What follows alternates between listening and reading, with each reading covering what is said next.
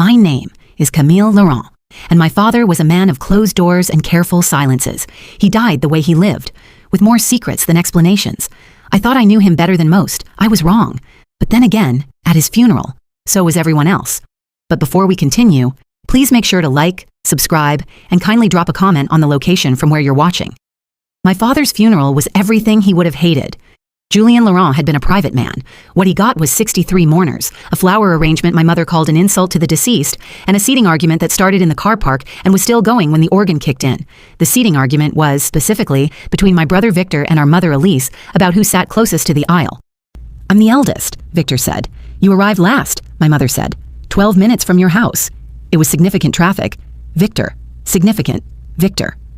I sat in the third row because I wanted no part of whatever that was, and from the third row I had a clear view of the door, the coffin, and, as it turned out, the woman who walked in during the second hymn. She came in quietly. Not the quiet of someone trying to disappear, the quiet of someone who had decided exactly how much space they intended to take up and was comfortable with that amount.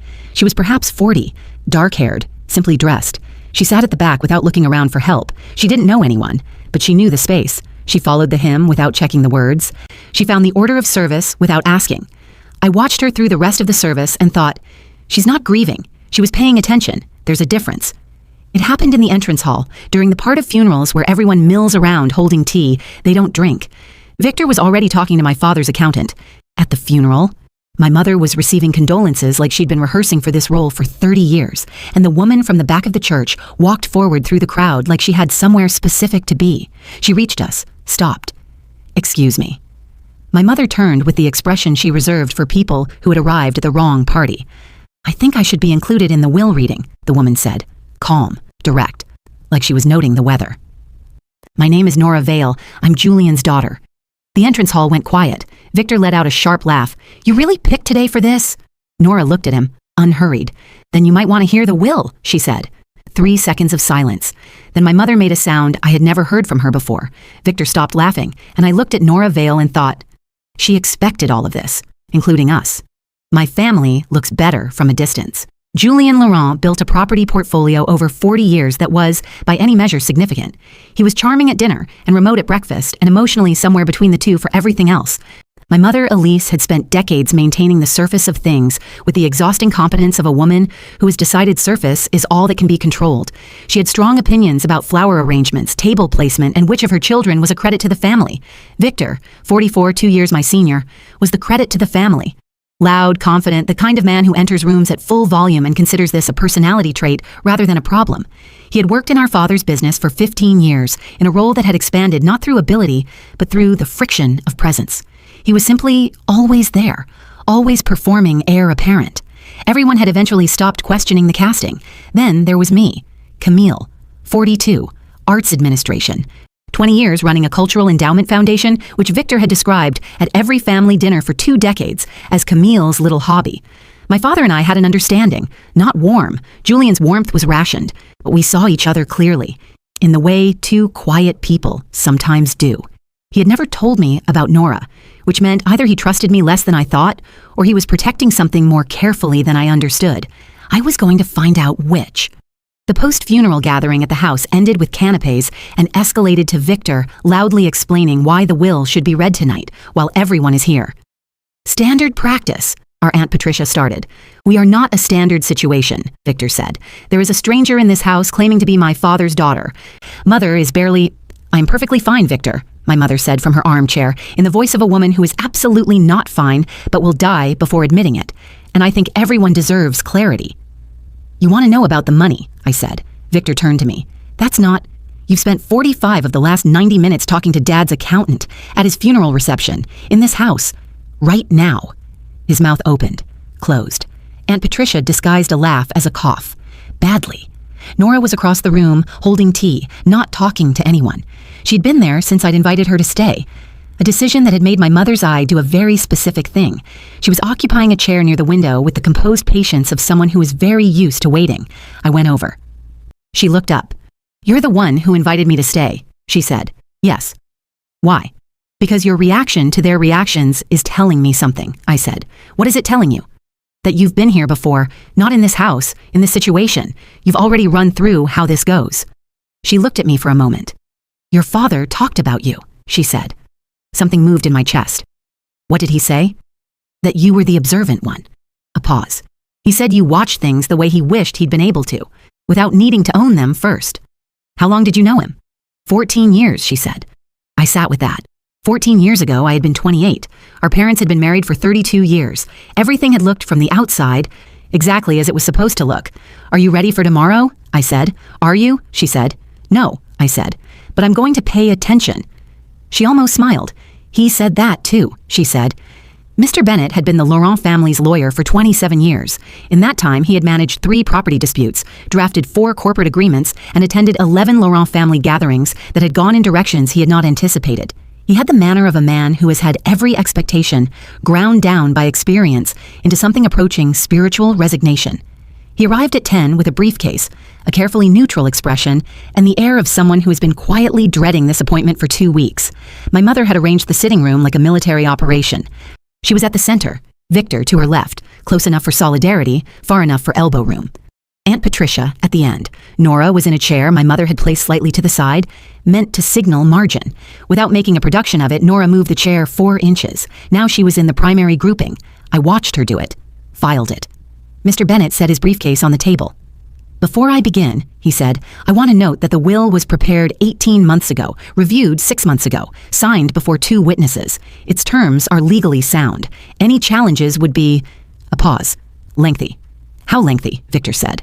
Longer than advisable, Mr. Bennett said, in the tone of a man who has answered this question before and found that precise numbers only encourage people.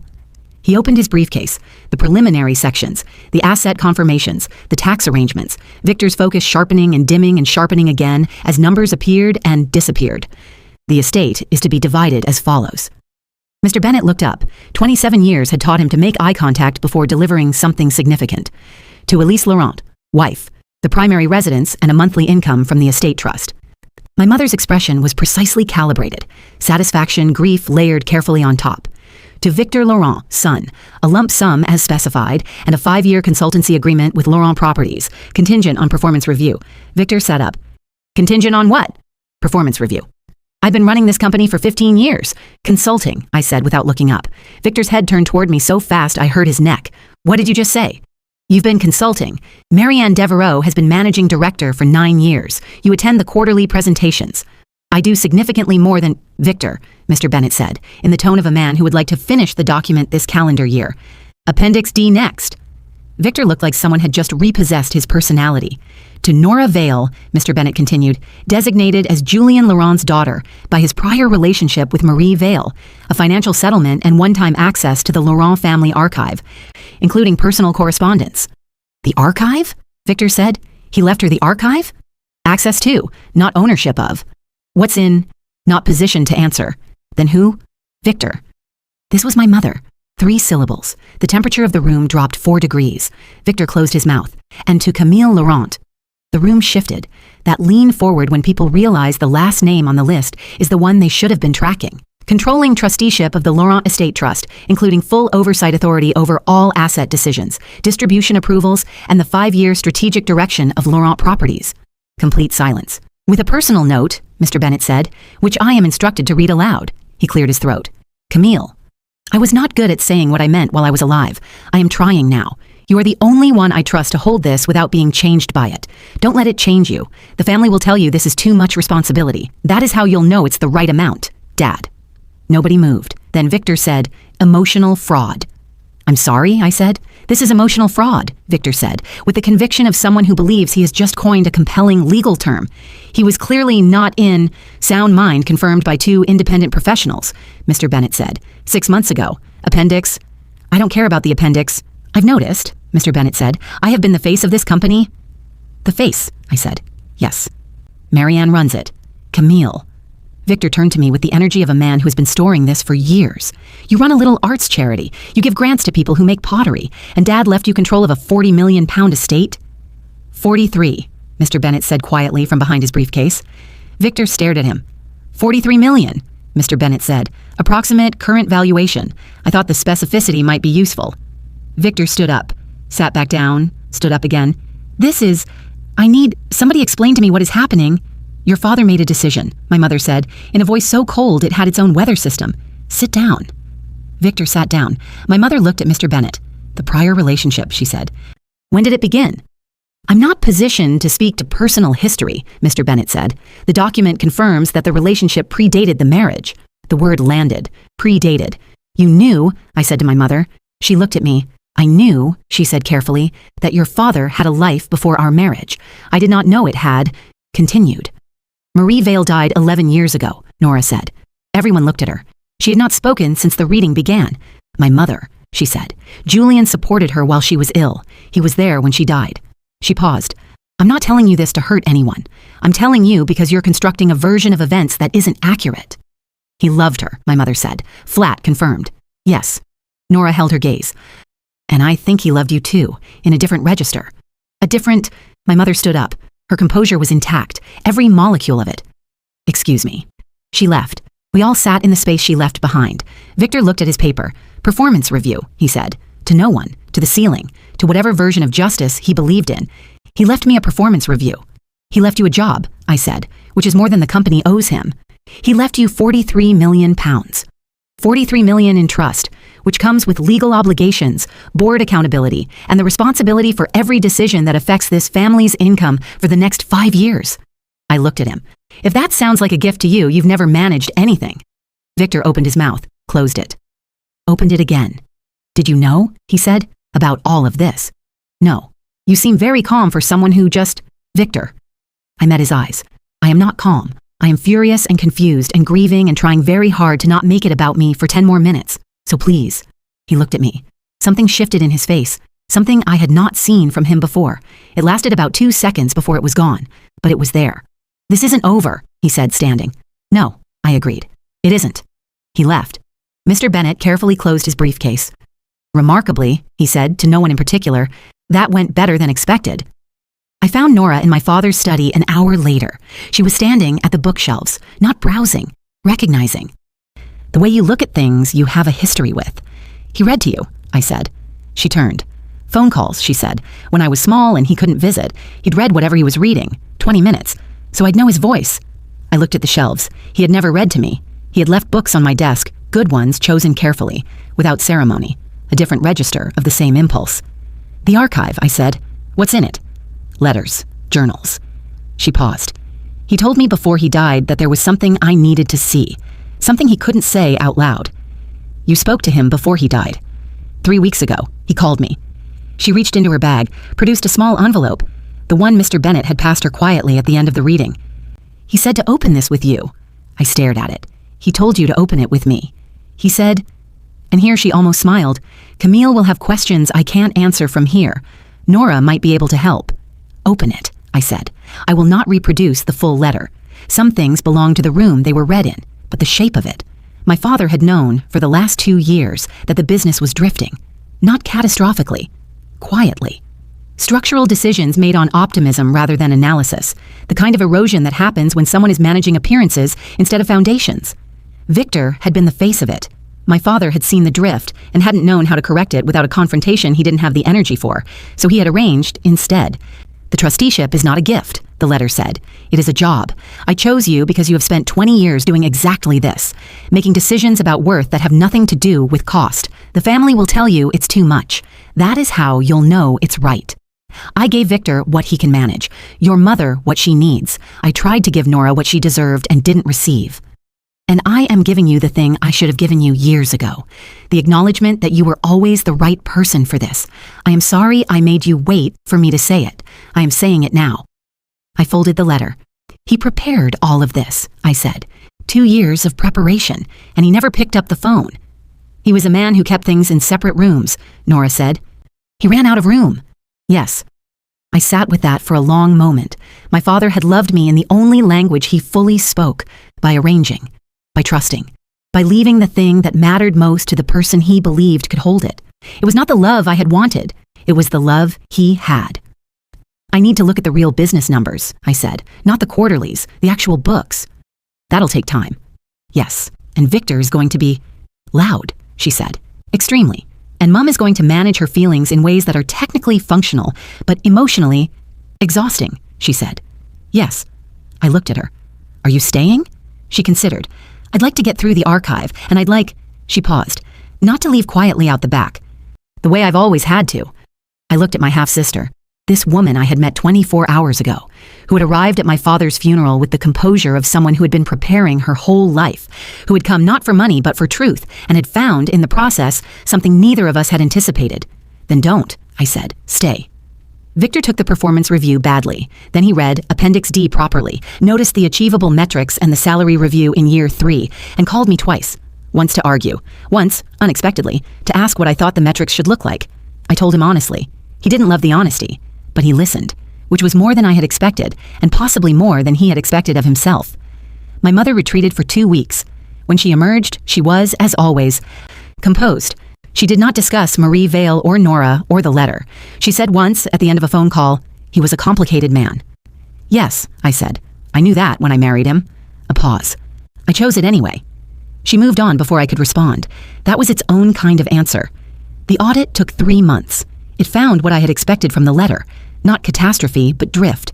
5 properties underperforming, a strategy that had been extended past its review dates without anyone formally noticing, the quiet kind of decline that happens when a company has been managed by presence rather than analysis. I presented the findings to the board with the same attention to clarity I had applied for 20 years. Clean, specific, no performance. The board received it with variously, surprise, relief, and in one case the visible discomfort of someone grateful to have a problem named by someone else. Victor attended the first restructuring meeting. He contributed 3 observations. 2 were useful. 2 out of 3, Marianne told me afterward. For Victor, that is statistically remarkable. Don't tell him, I said. I would never, she said. Nora stayed 6 weeks. She moved through the archive with patience and focus, the thoroughness of someone who has been waiting for access to something for a long time. She found letters, journals, the full history of a relationship that had run parallel to my family's life for 14 years. She shared some of it with me, not all. Some things were hers. We had dinner twice, just the 2 of us. Careful at first. Then, near the end of the second evening, genuinely easy. The ease of people who have stopped performing and started just talking. He described you right, she said. Which part? All of it. The watching. The waiting. She paused. He said you were the only one who never needed the room to know you were in it. I looked at my wine. He saw you, she said, in his way. In his way, I agreed. Is that enough? I thought about it.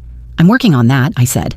She nodded. We ordered dessert. A year later, I sat in my father's study. Mine now, technically. My mother didn't use it. I hadn't changed it much. Added my own books. A lamp I preferred. A notebook for the decisions that need writing through rather than thinking through. Victor was 6 months into the restructuring. The performance review was in 3 months. He had not been graceful about the shift in authority. But he had been. And this still surprised me. Honest about where he needed help, which was more than I expected. My mother had met Nora once, a lunch I arranged with the specific neutral venue and exit options of a diplomatic summit. 90 minutes, not warm, but civil. Which from my mother toward a woman who represented everything she had quietly known for 40 years and never named was something close to grace. Nora had messaged afterward. She's exactly what he described, all surface. But I think the surface is holding something up. I had thought about that sentence for days. I opened the notebook. At the top of a new page, I wrote, "What is a family?" Then underneath, not the people, the choices. The choices you make with the information you're given, the secrets that arrive at funerals, the truths that live in archives, the letters that say, too late and in writing, the things that should have been said out loud. My father had kept everything in separate rooms. He had run out of room, but he had left me the keys. My phone buzzed. Nora. In the city next week. Coffee? Me. Yes. The place near the archive. Nora. See you then. I put the phone down, looked at the bookshelf, found the book my father had been reading when he died. Slightly displaced, bookmark still in it. I took it from the shelf, opened it to the marked page, started to read. My father kept everything in separate rooms. His feelings, his histories, his truths. He ran out of room, but he left me the keys. And what I do with them, who I let in, what I hold, how I carry what he couldn't say while he was living, that's not his story anymore. That's mine. Families don't fall apart because of secrets. They fall apart because of what we do when the doors open. I chose to open them. Not because it was easy, because it was the only way to find out what was actually there. Families don't fall apart because of secrets. They fall apart because of what we do with them. My father kept everything in separate rooms until he ran out of room. He left me the keys. What I did with them, that part was mine. If you like this story, please support us by subscribing, and kindly drop a comment on the location from where you're watching. Thank you.